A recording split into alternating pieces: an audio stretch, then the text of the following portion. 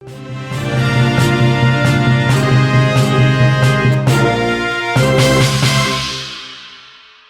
Faris, korban Smackdown polisi sampai terbanting dan kejang-kejang saat mengikuti unjuk rasa di depan pemerintah Kabupaten Tangerang dilarikan ke rumah sakit.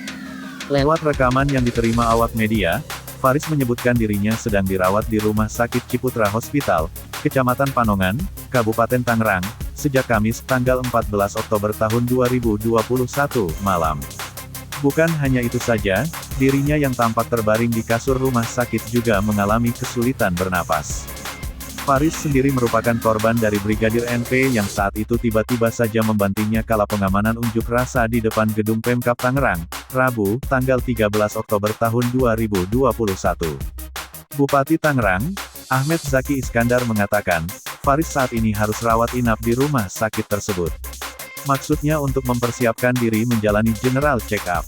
Sementara itu, sebelum dilakukan pemeriksaan di Rumah Sakit Ciputra Hospital, Faris juga dilakukan cek kesehatan dan kondisinya di Rumah Sakit Harapan Mulia, Tiga Raksa, Kabupaten Tangerang. Dijelaskan, Komite Medik Rumah Sakit Harapan Mulia, Dr. Evi Kusnandar, berdasarkan hasil pemeriksaan, nyeri atau pusing yang dialami Faiz juga bisa disebabkan oleh komorbid. Lanjut dia, memang di tubuh korban terdapat memar di bagian leher dan pundak, yang diduga itu muncul pasca kekerasan yang dialaminya oleh Brigadir NP.